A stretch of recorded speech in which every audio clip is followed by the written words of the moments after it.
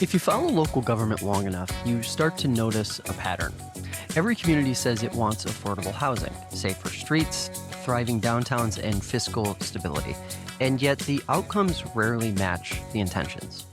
Projects take years, variances pile up, subdivisions expand outward while main streets struggle. And when residents push back, the conversation almost always turns into a fight over density instead of a discussion about systems. Today's conversation is about that disconnect. I'm joined by Edward Erfurt, Chief Technical Advisor at Strong Towns, an organization that's been challenging the way North America builds and finances communities since the aftermath of the 2008 financial crisis. Their argument is pretty straightforward. The housing shortage isn't just about not building enough, it's about how we build, what we build, and the rules governing whether anything small, local, or incremental can even happen in the first place. We talk about the housing trap, the idea that housing is simultaneously shelter and an investment product, and why that makes traditional affordability solutions so politically and economically difficult. We get into the reality that most cities and towns don't actually need sweeping federal reform to improve housing supply. They need to remove local friction, outdated codes, redundant approvals, department silos, and review processes that burn months solving paperwork problems instead of design problems. There's also a bigger question underneath all of this. What if the real issue isn't about density, but risk? Risk to municipal budgets, infrastructure liabilities, and the long-term sustainability of growth patterns that look profitable today, but cost taxpayers decades later. And maybe most important, we talk about the actionable stuff, what local officials, planners, and even residents can do tomorrow. Actually, make that today. Small code changes, faster permitting, enabling incremental developers, and shifting town and city halls from gatekeeping to guidance. This isn't a theory discussion. That's not what this is about. It's about why the meetings you attend feel stuck and what would actually have to change for them to stop feeling that way.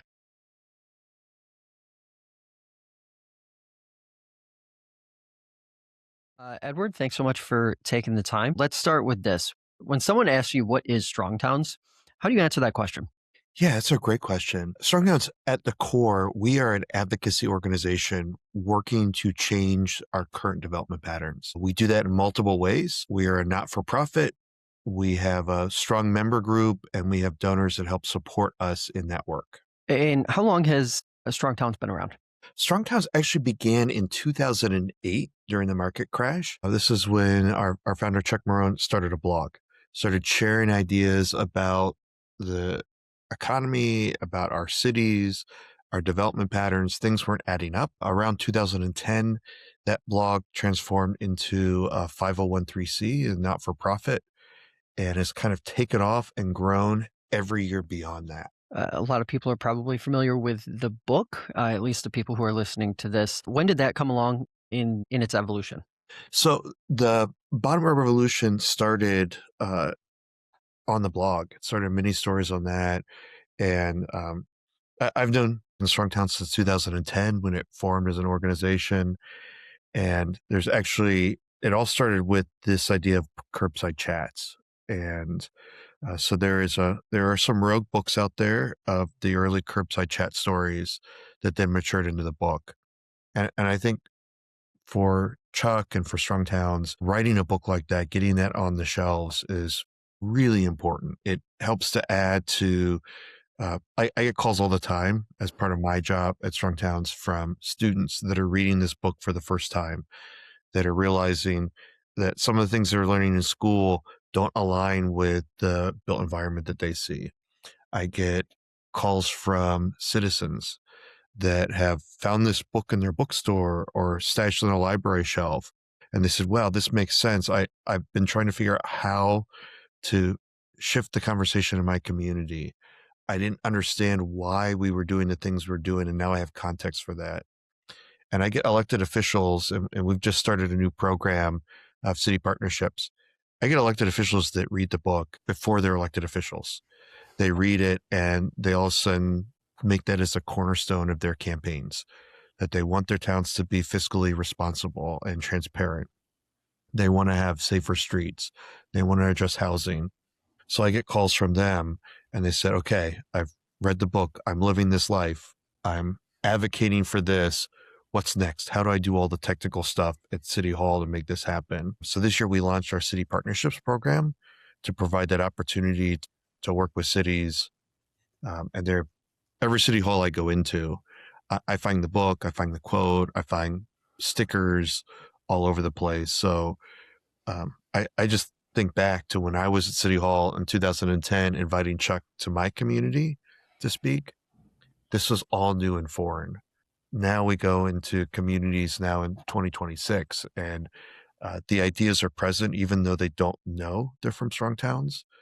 But that conversation that's happening at that local level has got me really excited on that things are moving forward in a positive direction in our communities. With that in mind, I'm sort of curious. I want to get your thoughts on some of the things. There's sort of like a where we stand now entering 2026. Obviously, you can't really have a conversation with anyone in the planning space or on community planning without talking about the housing shortage, housing crisis, whatever, however you want to frame that. Where does that stand right now? And have we seen any improvement over, say, the last 2 years, or that some of the problems that we've seen historically still pretty prominent to a point where a lot of change needs to occur? We are in the housing trap, and we have to recognize that the housing trap we're in is a bedrock of our economy. So our economy is based off of this idea of these transactional purchases, ensuring the investment on housing. So that is fundamental on the financial side. And that's not something, when we talk about affordability, when housing is shelter, we can talk about affordability being housing cheaper. When we talk about housing as a financial product, it can't go cheaper. Like, people have made investments and they expect that to see a return on that. What I'm seeing in the market as I'm talking to communities, it is a tough battle.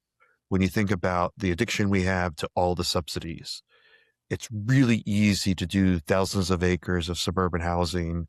The financial systems are there. The planners have identified the systems to go and review those and get those built. The type of housing has been engineered out by all of the builders and construction companies. And then each of those products are then easily sold. You can go get a mortgage for, a couple $100,000 in 28 days. So that's in place. The hope I have, that where I see this is happening, is that we started to work and ask communities and incremental developers, what would it take? What are the things that could occur in your community to help heal that housing crisis at the most local level? And I joke with communities because they try to do a lot of things that are out of their control. And one of the things I try to point out is that if the president of the United States, love him or hate him, if he can't lower the federal interest rate, I don't know how a mayor or city council member can. There's something completely out of our control. But there are many, many things at a local level that communities can do. And we've gone and talked to lots of communities. We have on our website, on the Housing Ready Toolkit site, we have asked communities to look at what we've described as the 6 things that cities could do, basic code reform. What are the most basic things they could do to allow for more abundant housing in their community? We have people have been honest enough to share this. We have over 80 cities across North America that we've posted that up. These are cities that have figured out things they could do at a local level to make housing more abundant, to allow more people to develop it, to allow the next increment of development to come in place. For every one of those that have stood up and raised their hands and said, hey, we've done this work, there are probably 20 or 30 others that just haven't been posted to the map. So that's what I have great hope there. I've also meet with and work with groups like the Incremental Development Alliance and Neighborhood Evolution. These are organizations that are training folks to become incremental developers. These are the folks in our community. Many of your listeners, many people I talk to are developers. They just don't know it. They've converted a bedroom into a rental. They've converted a garage into a basement into a little small apartment. Maybe they've gone and invested in a rental property in a neighborhood. These are incremental developers, people that are investing locally, where the money stays local, and the increment is of character to the block and the neighborhood. Incremental Development Alliance has shared in their 5 years of work, they have trained over 10,000 individuals of how to be incremental developers. 10,000 people showed up to their workshops and are part of their listservs and have taken their training. That's exciting for me, knowing that cities have the platform in place to allow a variety of housing types, which were not available just a few years ago in many cities based off of zoning codes. And now we have an army of individuals, an entire swarm of people that want to come in and make investments in the community to take advantage of those codes to help heal their housing market locally. And that is taking off. Every time we share one of those stories at Strong Towns, again, we see others that come forward. Oh, I've done that too. I want to take that advantage. I have cities that say, where are these people? I want them in my town, and working with cities to help them identify where they're at. That has been something really, really exciting for me to see really in the last few months of just that moving forward. What are some of the most commonly taken or actionable steps that you see communities, the largest swath of those communities, take that just sort of like instantly or pretty quickly unlock things and free things up for that incremental development you're talking about? Yeah. Um, the things I see are cities recognizing the process and acknowledging the barriers from an administrative or process level in a city. So I would describe this, and I'm somebody, in my experience, I've managed and overseen development departments. So everything from code enforcement up to the economic development, comprehensive planning work. What I see in cities is that you can get a lot of incremental development in with a really bad code, with smart and energized and motivated staff.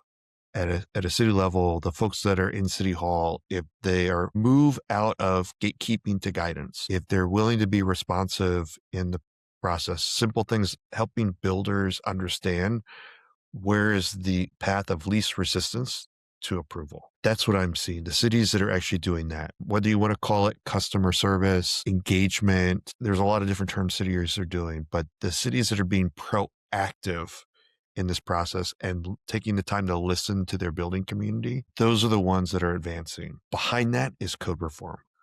But really, in lots of cities, you're allowed to do quite a bit of stuff, even in the worst Euclidean suburban codes that can help heal the housing market.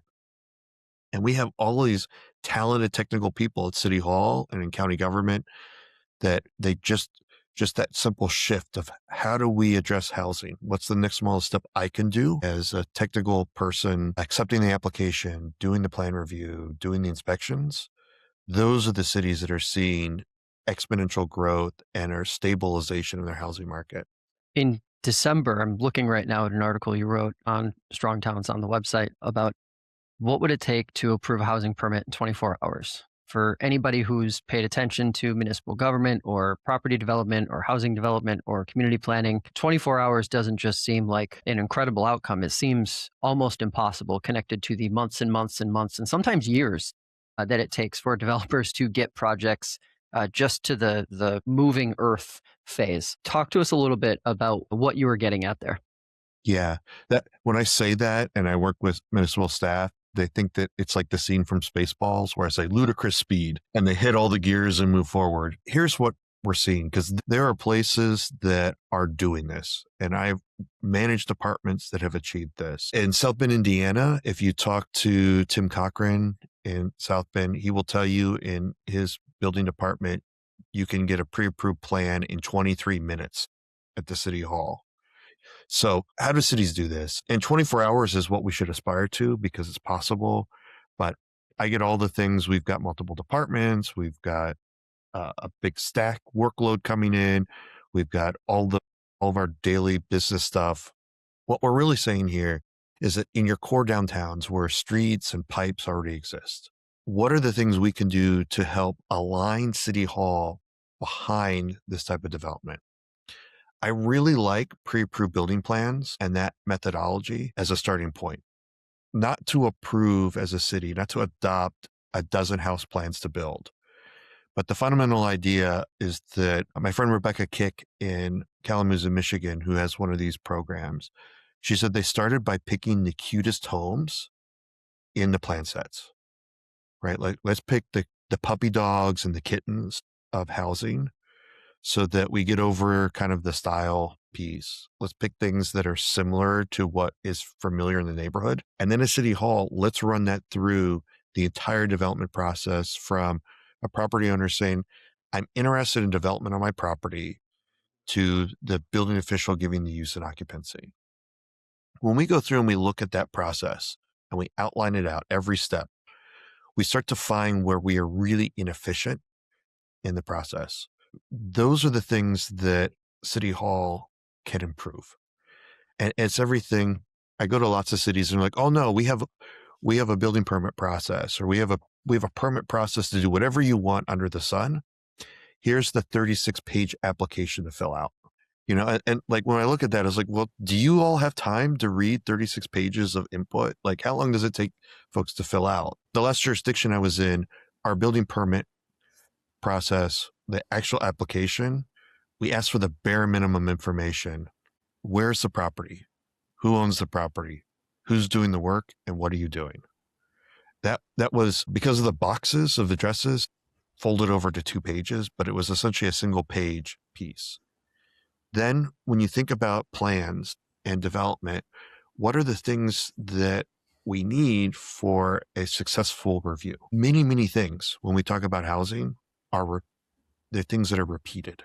They're things that are on pre-done forms, energy code forms, HVAC forms, structural package lists.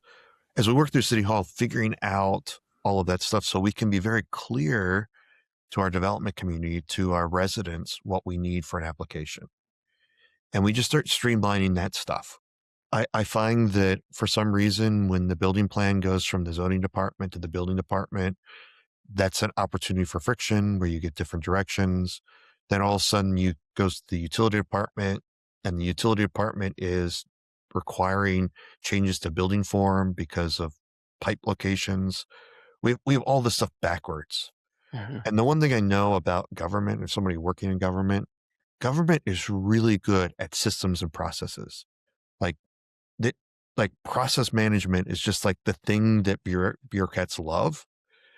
And it's a matter of, let's look at that and how do we take steps out of it? How do we make it easier to move that stuff through? In some cities, things just like allowing the zoning desk and the building department to review the permit at the same time.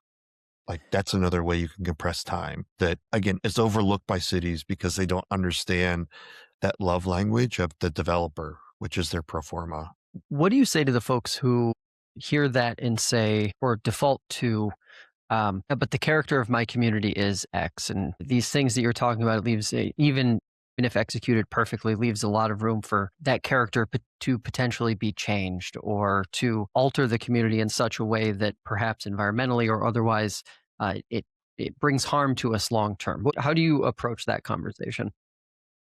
Well, the first thing is we've got to get all the noise and static out of the review process. When you're spending 3 or 4 weeks on sufficiency to make sure that they have the structural package, to make sure they have the footing detail, the engineering detail, you're using all of your energy to just get the right form submitted, not actually addressing the building form or the things that your community is sensitive to: environmental issues, height issues, architectural style issues. What I have found is that when I worked with developers and builders, is if the process was very clear and it was definitive how they were going to get to the end, these are the steps that needed to happen, I had much more authority and ability to adjust architectural style, building placement, building typology, the introducing sustainable practices, all of that stuff. I could have that technical conversation with the development team because all those things, in fact, enhance a project. But helping somebody like fill out a 36-page application or wait 2 months to go to a planning commission to get approval for a 6-inch setback, that's the stuff that just burns up all of your credibility in the process. When we go through and we do, I'll give you an example of going through that pre-approved building plan. One of the communities I talked to, they had identified in their community that having a front porch on the front of the house was a traditional pattern that existed. And by default, the front porch got the right building heights and the window placements and all the things like kind of fell into place because people understood the porch. When that pre-approved plan got to the utility department for design review, the utility department said, oh no, you have to remove the porch. You can't have that on the front of the house. And this is like the water and sewer company. And now all of a sudden they're like now architects and designers. And normally it would be this battle back and forth. Well, as a pre-approved building plan process, as reviewing that process, the head planner said, I want to know why. Why can't we do that? And the utility company said, look, our standard, it's been so long since anybody's built in our downtown. We have all these lots that may get built on, but we don't know where. And we don't know how to be subdivided. So we have just made a determination that we've been running sewer laterals on every project to the middle of every lot. That way we have the best chance of building it once because we don't know what you're doing in the planning department. And because it's in the middle of the lot and now you're putting a house with a porch on the front, we can't get the sewer clean out that has to be 18 inches off the front of the house in an area we can access. It's going to be under the porch. Well, a designer would look at that and say, what if we acknowledge that the responsibility of lot placement is going to be the planning department, and on the utility department, your standard should be, because we're going to use the lot sizes that have been in our historic downtown for all the years. You're now utility. What if we move the utility clean out to the platted property lines, the historic plat? That's good because now we can run like a sewer line or a water line. We can do a Y and get 2 units out of 1. So it's cost effective. And guess what? If it's on the side of the house, the cleanouts on the side of the house, that's a setback that won't have anything over it. It's that type of work that has to happen to move this forward. You could imagine as a builder, if you came in with a front porch, that's a 6-month conversation and requiring all this variances. But as staff moving forward, identifying that as a barrier to abundant housing, we can tackle that. One of the things that got me really interested in this topic was actually over the last 2 years or so, I've been, or I was on a planning and zoning board. And one of the things that I saw repeated over and over again was just variances doled out left and right, as if the guides that were supposed to exist for a reason were there, but they were just constantly overridden over and over and over again. How much do you see in communities across the board where there's a lot of stuff on the books that just isn't really that frequently used or tapped into or leveraged and could just be kind of like washed away because modern folks are just approaching these things a little differently? You could cut a lot out of all of our codes. Now, that doesn't mean, when I say that, people really freak out and they say, oh no, Strong Towns just wants to be like laissez-faire, let all this stuff run. But when you actually, if you've written codes and you administer codes, you start to realize what's happened over time. Somebody in a city decides that they want some new thing, or they've read in the latest planning magazine that we need to address whatever of the moment. And we don't know what that is, but we figured out that there's an award-winning code in another city. So we go to Muni Code, we go to their code, and we adopt that language in our place. Then, so it doesn't really have all of the context of our place, but it was a good code somewhere else by qualified people, and we're going to adopt that. That's why if you look at zoning codes all across the country, they're generally structured the same. It's part of the system. The suburban development pattern allows us to build stuff at scale. It also creates codes that can be spread across the country at scale. So that's kind of the first piece. The other piece is if you go and you've ever gone through the political and public process of code rights, every time there's an amendment, there's like certain things that you burn up all your political capital for to move forward. And then you realize that somebody built something that isn't right.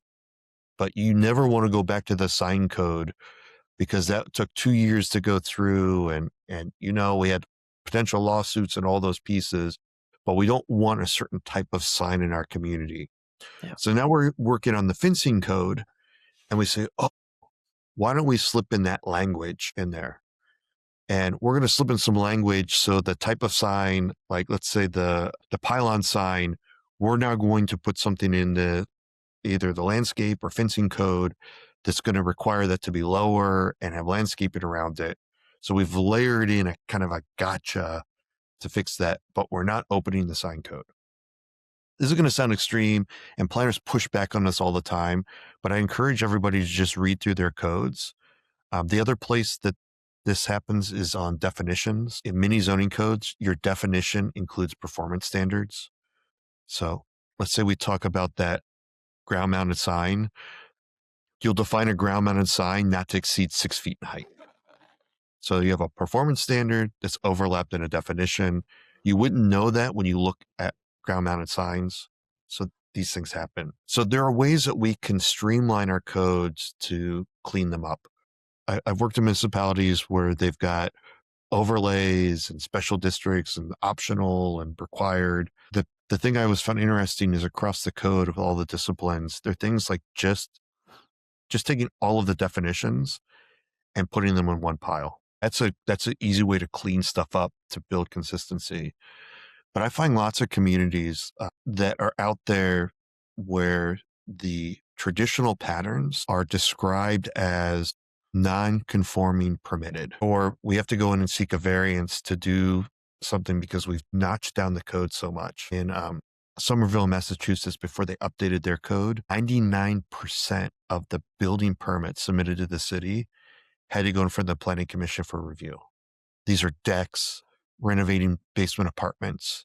It was like, so if the standard is everything is a variance, I think something is wrong with that. How do we get it so that a variance asking for permission to do something different is not the standard, it's the one-off? And I think that's the role a lot of planning commissions can sit in and ask, why do we need a variance for this? This looks like everything else on the street.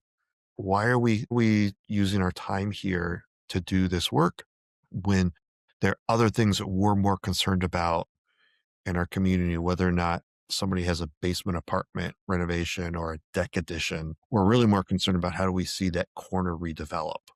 I'm curious because one of the things that I found over those 2 years was that as much as folks who had concerns about, and I'm talking specifically about housing developments, as much as those concerns frequently, sort of funneled around: is it a townhouse? Is it a single family house? Is it going to have multiple folks living there?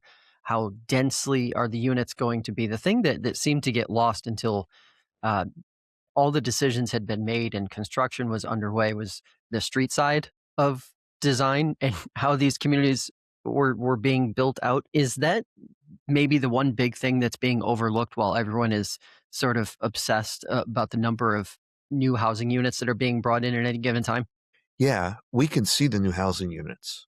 We don't understand the street network and the congestion and all those sorts of things, all the underground liabilities with utilities. We don't experience that for years later.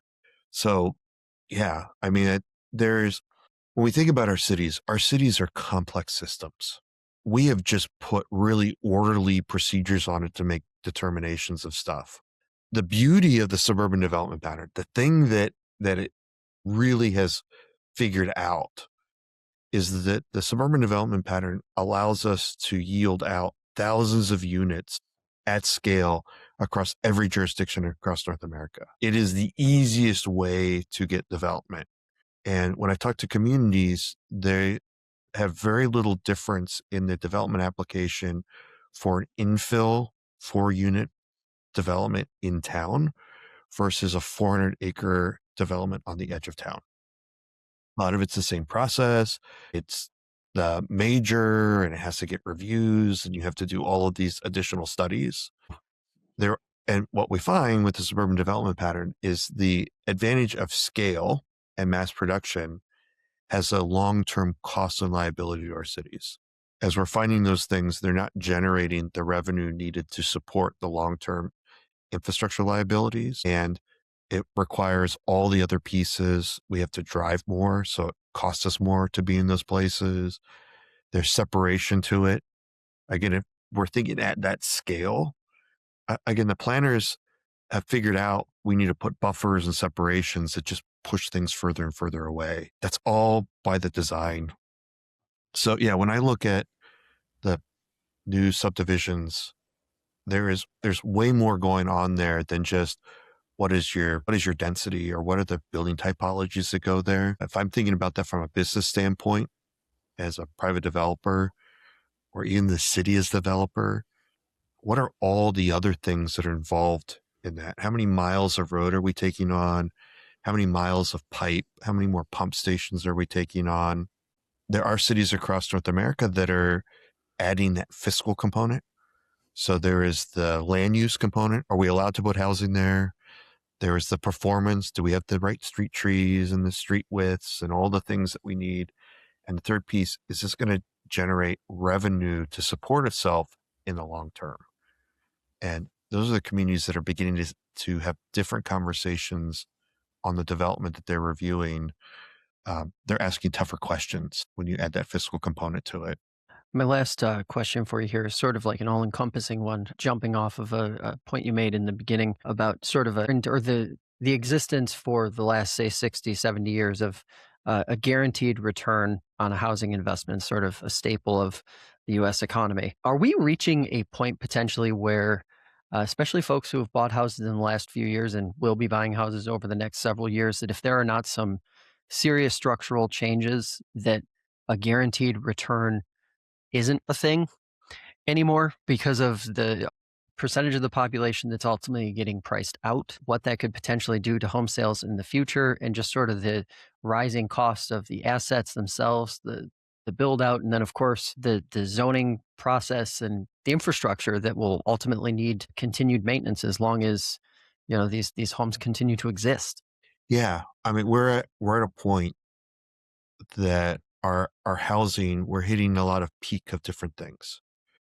If we look at house prices, we are at our house pricing today is higher than it was when they called the great bubble of the 2004 leading up to the great crash. House prices have gone up quite a bit. We also have to recognize there's only really one type of house product or two types of house products that are being offered in the market because of the financial systems.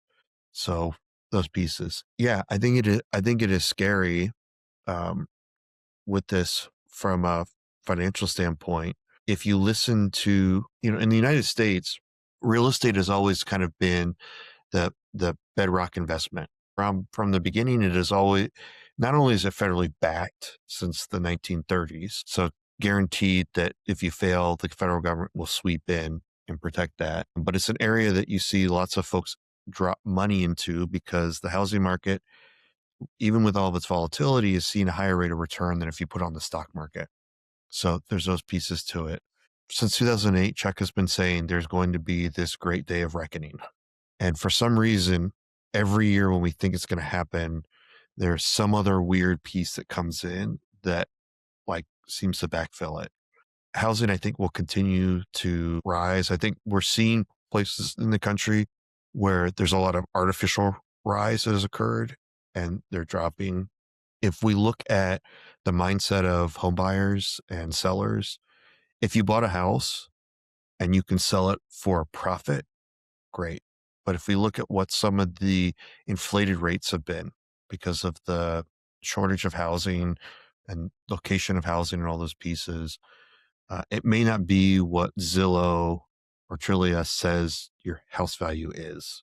Like you may not see that 50% gain in value. That the reality, it may come down. So there's some of that. But when I look at this stuff right now, we have overbuilt a specific type of house, very large house in areas that are on the edge. What we have not filled in on are smaller homes.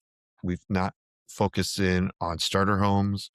We've not provided a variety of home sizes that are affordable by design in our market.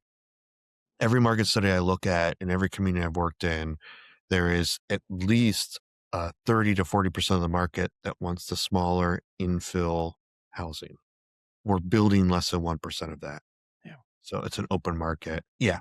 Gloom and doom. If we continue on this path, we're gonna have some real problems. The way that's going to stabilize, if we want to see those home values, is I think it's going to require us backfilling a wider variety of house types, infilling in areas where people are being priced out. We can get them priced back in through subdividing lots, going for that next increment of development and housing, taking a large house and subdividing it to a duplex, taking the empty lot where the dirt is really expensive and putting more units on it. All the form, let me just say, all the form in those areas has to be consistent. But what is occurring inside there and how we're building out is where we're lacking in our cities. And that's the work that we're trying to do at Strong Towns, because I think that will stabilize these areas. So the financial product stabilizing that, but also providing additional shelter in all the communities where we so desperately need it. Actionable steps can certainly be taken. Edward, appreciate the time today. Thanks so much for taking it. Great. Thanks, Josh.